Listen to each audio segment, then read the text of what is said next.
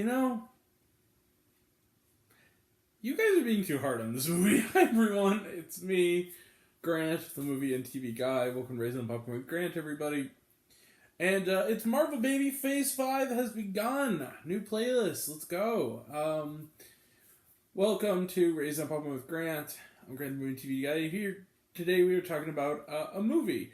Movies and TVs that we do here, and a pretty big one. That movie is Ant-Man and the Wasp, Quantumania.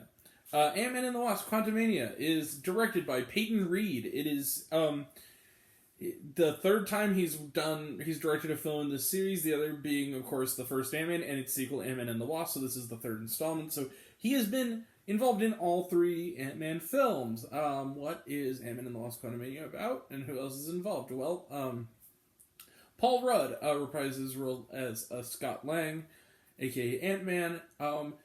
Everything is sort of coming up rosy for him in a post-Endgame world. He's written a book called Look Out for the Little Guy, which apparently is really going to be published in real life, so I pre-ordered it. Even his former employers at Baskin-Robbins are honoring him with an Employee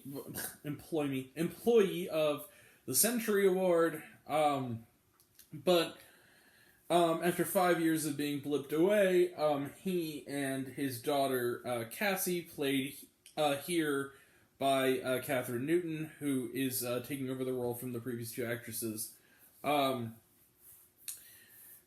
They attempt to reconnect,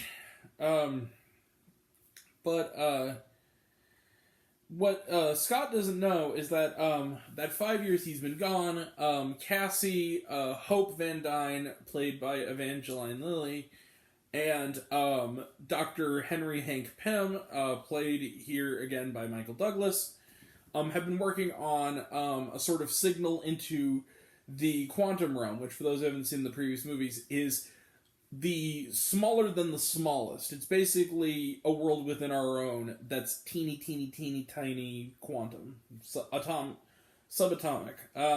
And they end up, wouldn't you know it, the signal is answered. They're flung into the quantum realm, where Janet Van Dyne, played by Michelle Pfeiffer, knows her way around, but it turns out she has an old buddy from her past, frenemy of sorts, who might have a sinister plan to destroy this world like he's destroyed many others. A conqueror, if you will, named Kang, played by Jonathan Majors. And will Scott Lang have to sacrifice everything to save the universe and stop Kang from escaping the quantum realm and creating a very, very, very, very, very, very genocidal dynasty on Earth. Let the mania begin. So, Ant-Man and the Wasp: Quantumania is... Excuse me. I will say this. One of the weaker MCU films. It is the weakest of the three Ant-Man films.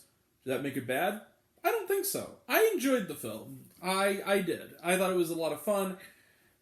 It kind of lands almost in that Eternals space for me, where it's like, it's not a perfect MCU film, it's one of the lesser ones, but you know what? It's watchable.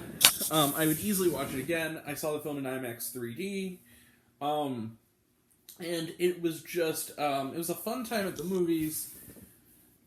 Visually beautiful. The quantum realm world and all the different sort of flora and fauna and creatures. There's this really oddball sort of like a amoeba looking creature who is it literally his language can be understood if you drink him, or drink the ooze that comes from him rather, who is obsessed with people's holes, which is kind of a funny little running gag. And then also I don't think this is a spoiler because it's in the trailer, but there is a reveal that I will not give for this character, but MODOK is here. Not stop-motion animated this time. I guess that's in a side universe, but no.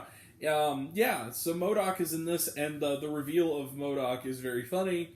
Who it is behind the sort of armor is a nice reveal that sort of ties it, without spoiling anything, ties it into the series at large in a really cool way. And Jonathan Majors is phenomenal as Kang. If anything, this movie almost should be called Kang the Conqueror. Kang the Conqueror Quantumania, because it's really kind of weirdly... And that's kind of my biggest issue with the movie, is that it's not much of an Ant-Man and the Wasp movie. It's an Ant-Man movie, sure. Also, the Wasp is kind of barely in it, so I don't know why it's Ant-Man and the Wasp. But so much of it is about... It leans on Kang and sort of setting him up to be the big bad in the multiverse saga that'll run through this phase and Phase 6.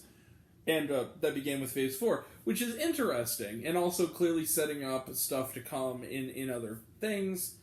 And it did feel at times a bit like that Iron Man 2 thing of, it's kind of a giant ad for the upcoming movies at times, more than usual for a Marvel movie even. But that being said, I think what made me like it more than not was that the sort of surrogate family that Ant-Man has formed with his daughter, with Hope Van Dyne, and with Janet and Hank Van Dyne. Hank is even referred to kind of semi-lovingly by as Grandpa by Cassie Lang. Very, very fun. And they really bring the heart to the movie, and Paul Rudd is just great. There's something about, and so is John the Majors, but Paul Rudd is just, that dude is charisma personified. Like, it is it is impossible not to like Paul Rudd. There's something about him, he's so lovable, and he's perfect for this role, and he brings a lot of humor and a lot of depth to this character. Yeah, I enjoyed Ant-Man and the Wasp: Quantumania. I feel like we can kind of end it there. Bill Murray shows up too, and that was kind of a fun little surprisingly brief role, but it worked. Yeah, I enjoyed the movie overall.